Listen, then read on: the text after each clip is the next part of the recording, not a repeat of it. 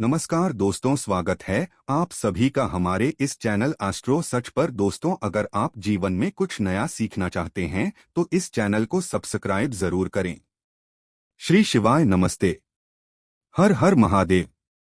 दोस्तों, आप सभी जानते होंगे कि बहुत ही विशेष तिथि आ चुकी है, क्योंकि 27 अगस्त को पड़ रही है सावन की आखिरी एकादशी। पूज्य गुरु जी कहते हैं कि इस एकादशी में आपको सिर्फ एक बेल पत्र से और एक चावल के दाने सिर्फ शिवलिंग के सामने एक ऐसा उपाय करना है जो आपके जीवन की समस्त पर कहानियों को समाप्त करके आपको हमेशा के लिए सुख, समृद्धि और वैभव की प्राप्ति करवाता है।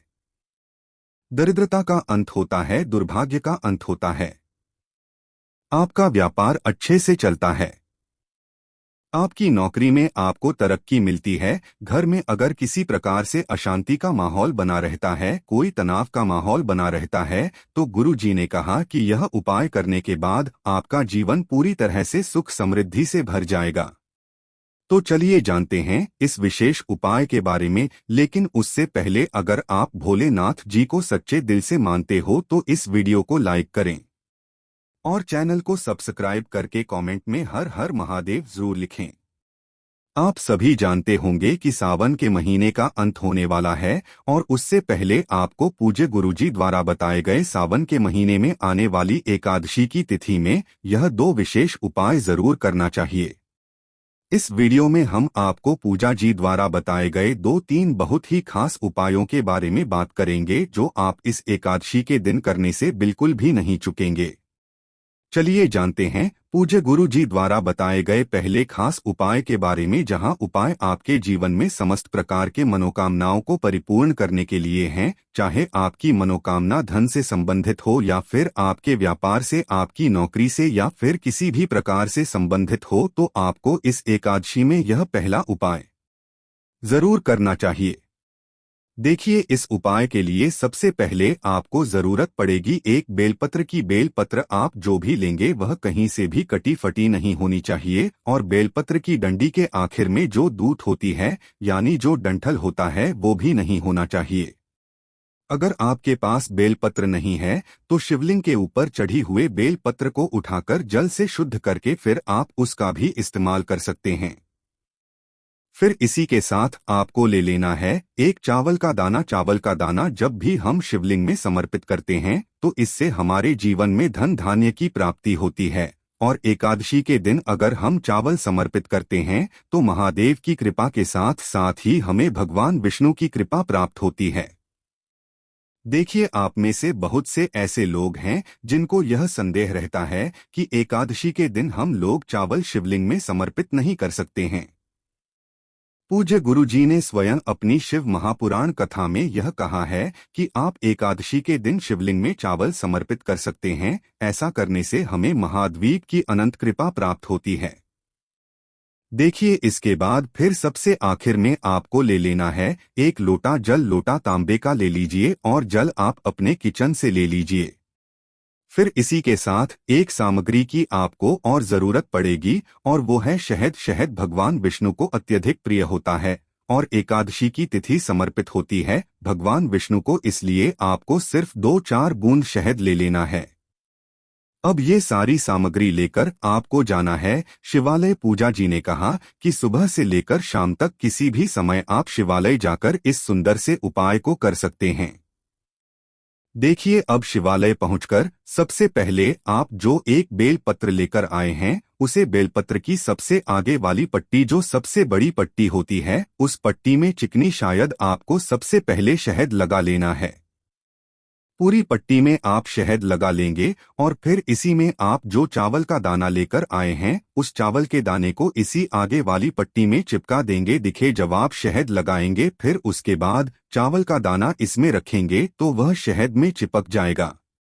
अब यह बेल पत्र आपको अपने हाथ में रखनी है और महाद्वीप से प्रार्थना करनी है कि मेरे जीवन में जो भी समस्या चल रही है, चाहे वह धन से संबंधित हो, या व्यापार से संबंधित हो, या नौकरी से संबंधित, और या फिर विवाह से संबंधित हो, उस समस्या को दूर करने के लिए महाद्वीप से प्रार्थना करते हुए आप यह एक बेलपत्र शिवलिंग के ऊपर समर्पित कर दीजिए। फिर उसके बाद आपके पास जो एक लोटा जल बचा है, उस जल को आप शिवलिंग के ऊपर धीरे धीरे समर्पित करते जाएंगे और लगातार शिव महापुराण के मूल मंत्र श्री शिवाय नम अस्तु बयान का स्मरण करते जाइए। गुरुजी ने कहा कि रविवार के दिन पढ़ने वाली इस एकादशी की तिथि में अगर हम यह उपाय करते हैं तो महादेव की कृपा के साथ साथ भगवान विष्णु की कृपा हमें प्राप्त होती है और हमारे जीवन से समस्त संकटों का, समस्त दुखों का अंत होकर सुख, समृद्धि तथा वैभव की प्राप्ति होती है। अब इसके बाद बात करते हैं पूज्य गुरु जी द्वारा बताए गए दूसरे खास उपाय के बारे में। देखिए, यह दूसरा उपाय भी आपके जीवन में धन धान्य की प्राप्ति करवाता है और आपके व्यापार को तथा नौकरी को अच्छे से चलाता है। इस उपाय को जानने से पहले आप लोग एक बात जान लीजिए कि एकादशी की कोई भी तिथि हो तो उस तिथि में आप किसी भी पेड़ पौधे की पत्तियों को तोड़ा मत करिए। एकादशी के दिन किसी भी पौधे की पत्ती नहीं तोड़ी जाती है और ना ही तुलसी जी की पूजा की जाती है और ना ही पीपल की पूजा की जाती है। पीपल का वृक्ष होता है, उसकी भी पूजा नहीं की जाती है और ना ही तुलसी जी की पूजा की जाती है।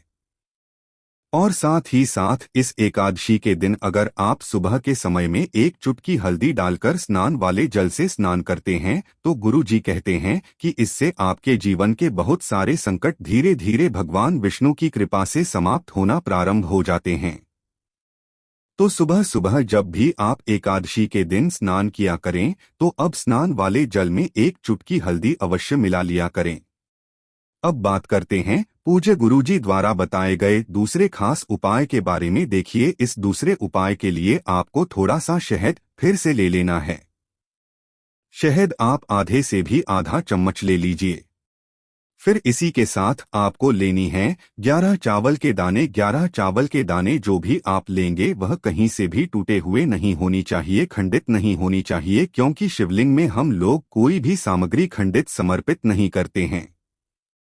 फिर इसी के साथ सबसे आखिर में आपको ले लेना है एक लोटा जल। लोटा तांबे का ही ले लीजिएगा और जल आप अपने किचन से ले लीजिएगा।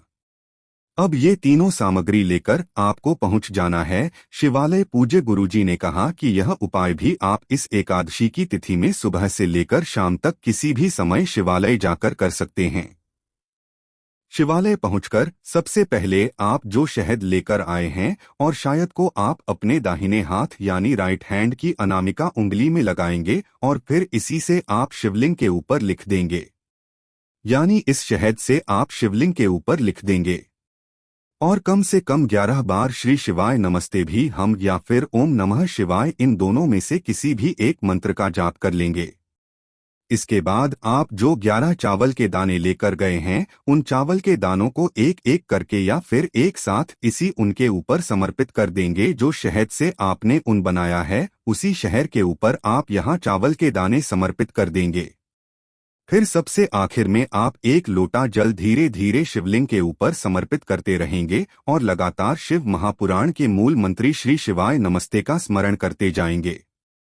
पूजा जी ने कहा कि रविवार के दिन पढ़ने वाली एकादशी की तिथि में जब भी हम शहद से कोई उपाय करते हैं तो यह हमारी महादेव को तो अतिशीघ्र प्रसन्न करता है और साथ ही साथ भगवान विष्णु को भी अतिशीघ्र प्रसन्न कर सकते हैं, जिससे हमारे जीवन में माता लक्ष्मी की प्राप्ति होती है, दुर्भाग्य का अंत होता है, हमारे समस्त मानव रथों की पूर्ति होती है और हमें सुख, समृद्धि तथा वैभव की प्राप्ति होती है। तो दोस्तों, यह थे पूज्य गुरु जी द्वारा बताए गए दो बहुत ही खास उपाय। दोस्तों, आज के लिए बस इतना ही। मिलते ही एक और ज्ञानवर्धक वीडियो के साथ। धन्यवाद।